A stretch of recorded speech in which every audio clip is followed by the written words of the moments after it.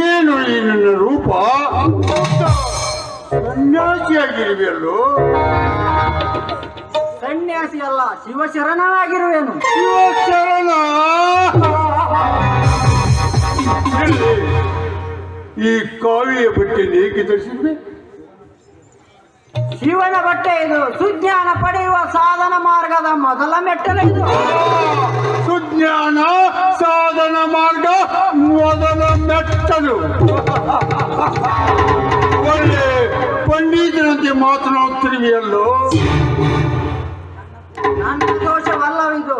ಪರಿವರ್ತನಶೀಲ ಮಾನವನ ಸಹವಾಸದಿಂದ ಬದಲಾಗುವುದು ಸಹಜ. ವಿಷಯ ಈ ಕಾವಿಯ ಬಟ್ಟೆಯ ಮಹತ್ವವೇ ಆಗಿದೆ. ನೋಡಲು ಗಂಭೀರವಾಗಿ, ಹೆಸರಿಗೆ ಮಾತ್ರ ಪವಿತ್ರವಾಗಿರುವುದನ್ನು ಧರಿಸುವ ಆಂತರ್ಯವೂ ಅಷ್ಟೇ ನೀಚವೂ ಅನಾಚಾರ್ಯವೇ ಆಗಿರುತ್ತದೆ.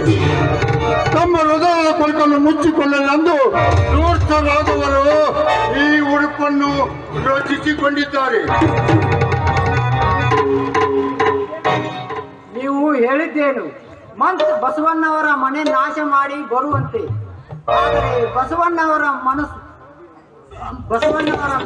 ಅಮೃತ ರಸದಂತಿರುವ ಮನಸ್ಸು ನೋಡಿ ಅವರ ಹಿತವಚನಕ್ಕೆ ಬೆರಗಾಗಿ ಅವರ ಆ ದುರ್ಬುದ್ಧಿಯನ್ನು ನಾಶ ಮಾಡಿಕೊಂಡೆ.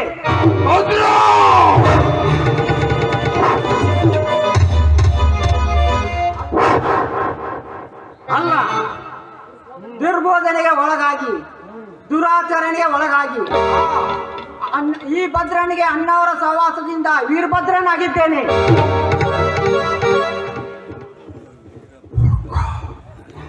ನನ್ನನ್ನು ಹೆಸರೆತ್ತಿ ಕರೆಯುವಷ್ಟು ಒಬ್ಬನಾದಿಯೋ?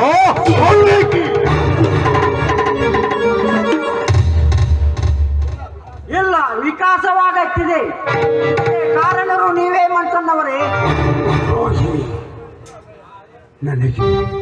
ನನಗೆ ಅದರ ಉತ್ತರ ಕೊಡಲಿಯಾ? ನೀನಾರು, ನಿನ್ನ ಯೋಗ್ಯತೆ ಸ್ಥಿತಿಗತಿಗಳೇನು, ಎಲ್ಲಿ ಹುಟ್ಟಿ ಬಂದಿರುವಿ ಎಂಬುದನ್ನು ಸ್ವಲ್ಪ ಜ್ಞಾಪಿಸಿಕೋ. ಈ ದುರಂಕಾರವೇ ನಿಮ್ಮನ್ನು ಅಧೋಗತಿಗೆ ಗಳಿಸಿದೆ. ಸರ್ವ ಪಾಪಗಳಿಗೆ ಶ್ರೇಷ್ಠವಾದ ಅಣ್ಣವರ ನುಡಿ ಸುಳ್ಳಲ್ಲ.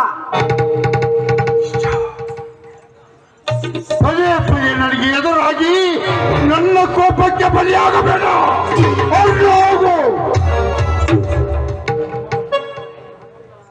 ಮಂತ್ರನವರೇ, ಮಂತ್ರಿಗಳಾದ ಮಾತ್ರಕ್ಕೆ ಮನುಷ್ಯತ್ವ ನೋಡಿ ಮಾತನಾಡಬೇಕು. ನಿಮ್ಮ ಗೌರವ ಪ್ರತೀಕ್ಷೆಗೆ ತಕ್ಕಂತೆ ಮಾತು ಹೊರಬೀಳಲಿ. ಹೋಗು, ಇಲ್ಲಿ ಒಂದು ಸ್ವಲ್ಪ ಮಾತಿನಲ್ಲ ಬೇಡ.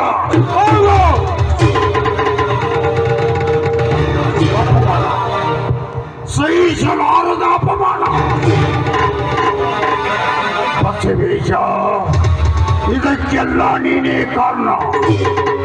ನನಗೆ ಸಿಗಲಿರುವ ದಂಡಾಧಿಕಾರವನ್ನು ತೆಗೆದುಕೊಂಡೆ, ಮಹಾಮಂತ್ರಿ ಪದವನ್ನು ತೆಗೆದುಕೊಂಡೆ, ಕೊನೆಗೆ ಅರ್ಥ ಮಂತ್ರಿ ಪದವಿಯನ್ನು ನಿನ್ನ ಕೈವಶ ಮಾಡಿಕೊಂಡಿಯಲ್ಲ.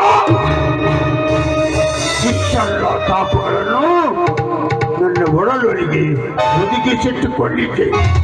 ಆದರೆ ಇಂದು ನನಗಿದ್ದ ಈ ಸರ್ಪ ನಿನ್ನನ್ನು ಕತ್ತದೆ ಬಿಡುವುದೇ ಮೂರ್ಖ. ಇದಲ್ಲದೆ ನನ್ನ ಪ್ರಜ್ಞ ಪತ್ನಿಯನ್ನು ನನ್ನಿಂದ ಹೊಡೆದುಕೊಂಡದ್ದಲ್ಲದೆ ಈ ಕಟುಕರಿಂದ ನನ್ನನ್ನು ಅವಮಾನ ಮಾಡಿದೆಯಲ್ಲ.